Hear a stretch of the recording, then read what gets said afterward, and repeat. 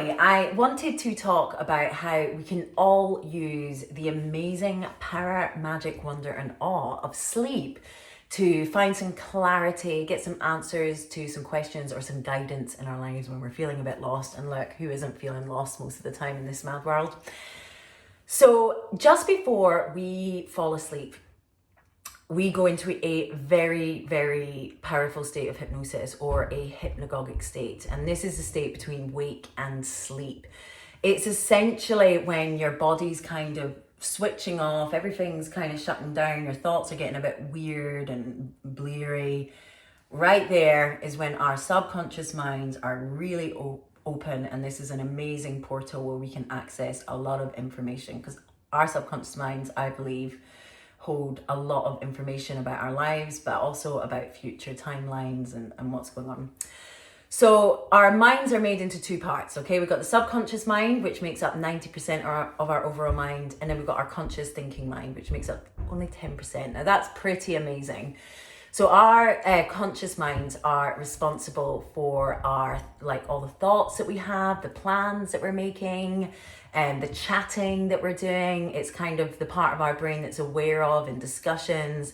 It doesn't really switch off a lot of the time. And essentially it feels like a lot of who we are, except that it's not. It only makes up 10% of our overall minds. And that to me is just wild.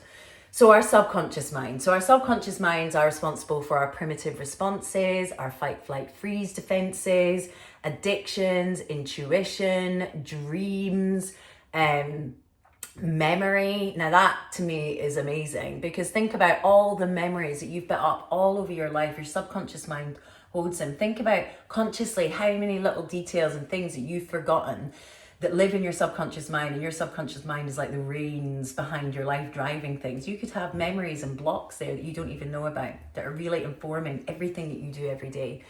So this is a big part of why, like, the subconscious mind just fascinates me. But yes, I do believe that there is also a lot of infinite divine wisdom that we can connect to when we access this part of our mind.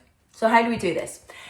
Well, what we want to do is, well, first of all, we want to clean up our sleeping habits. Now, look, I put my hands up. I listen to rubbish on my phone before I go to bed sometimes. This is not a good thing to do, because whatever you're listening to, be conscientious of the fact that it is literally going directly into your subconscious mind. So it's getting wired right back in there, as is worrying. So when we go to bed worrying and panicking about the next day or whatever's going on in our lives, just be aware that we're perpetuating those anxieties, because they're getting wired into our subconscious mind, and we're going to wake up not feeling good.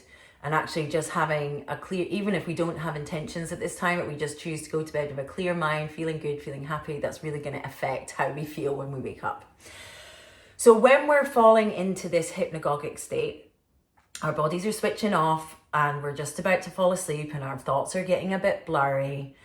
If we can try and retain some consciousness before we fall asleep, this is a great time to ask questions if we're looking for guidance or clarity on anything.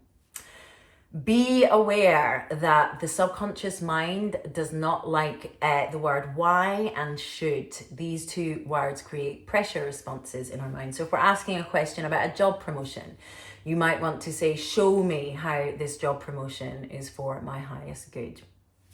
And you can also just set intentions. So I am connected to love, or I am feeling really happy about the changes I'm making in my life. And of course, you want to make sure that those intentions and affirmations are always said in the present, in the now, so that your subconscious mind, which is connected to your subtle energetic body, believes that it's happening now, and we can attract all that good stuff in. So then how do these answers come up? Okay, well, there's a few ways. So firstly, when we fall asleep, you may well wake up between the hours of 2 a.m. and 5 a.m. And this time in the night is considered by many mystics and thought leaders to be a very, very powerful time at night, when the veil between us and the divine, if you like, is particularly thin. So if you're waking up at this time, pay attention. So I like to look at it as it's the first thought that comes to you. So no judgment, no attachment. It could be random. We don't judge it. It's just that first thought when you wake up. It's not always a thought. It could be a vision. You could see something. It could be a memory. So again, if we're talking about blocks, you might well get some memory from childhood or a memory from a couple of years ago you completely forgotten about. Or it could be a random memory, but pay attention to that. That memory is coming up for a reason. It's trying to tell you something. Don't overthink it. You can do the deconstructing and pathologizing of it later. And another way that your answers can come up are in feelings. You just feel something. It's that hunch, it's that sense, it's intuition. And we really need to get good at translating feelings into words. So go with whatever feelings you have. Now, this can also happen first thing in the morning when you wake up. Now, obviously, some people don't have the privilege of just waking up on their own. They might get abruptly woken up by an alarm or by children. So that's totally fair. But if you do have the luxury of just waking up without any interruptions, it's trying to be aware that you've just woken up. So we tend to stretch when we wake up or shuffle or move. That's our bodies and our minds kind of slowly waking up. We want to just, that first beat where you wake up, boom, allow that first thought, vision, memory, whatever it is to come to you. Now, the final way, and this is the interesting part, but it is more complex, is our dreams. Our dreams are just all about the subconscious mind. So I'm just going to give you a little brief over of like why we have dreams, first of all. So from a sort of technical science point of view, our dreams are just basically processing the events of the day, right? And it does it literally or metaphorically. So literally, maybe you see your neighbor's black cat and then you go to bed that night and what do you know, you have a dream about a black cat and it shows up in your dream. I don't know if you've noticed that when we do dream about our days, by the way, it's always one very specific thing. So it might be worth paying attention to, why is my mind tuning into this one thing out of all the things that happen in a day? Because there could be something there and there could be something in that. Another, so that's the literal way that our minds process the day's events through dreams. Metaphorically, let's just say that you get a bill that you're not expecting and you're feeling a bit panicky and stressed about it. You may well have a dream that your teeth are falling out. It's a very common dream.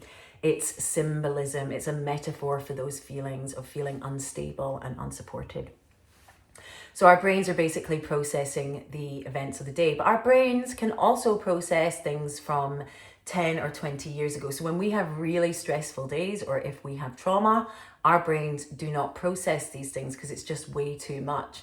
So sometimes if you've had a really stressful day 2 years ago, or maybe even just a trauma from 20 years ago, you might find that your brain is just not ready to and isn't able to process it later. So sometimes that's why, you know, things that you remember from the past can come up in our dreams. Also, we have we've got our own memories, first of all.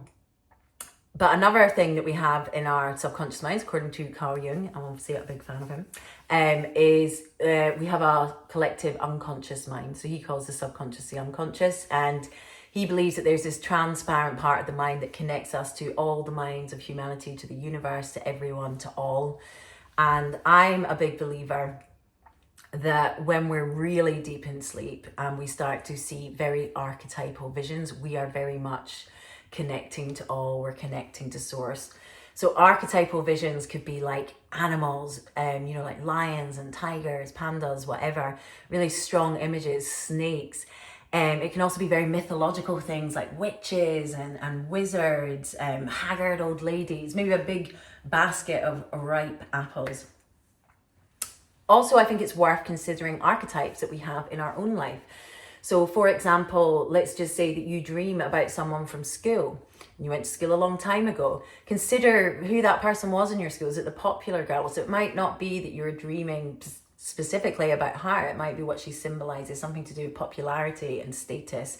So you could try and decode what that means or what's not really being processed in your own life with regards to you. Again, celebrities are another big one. You know, a lot of people dream of famous people. Consider the archetypal, how they're viewed archetypally in our society, but also how you archetypally view them as well. So there's a lot there that we can kind of deconstruct, and we can get, you can obviously Google what your dreams mean.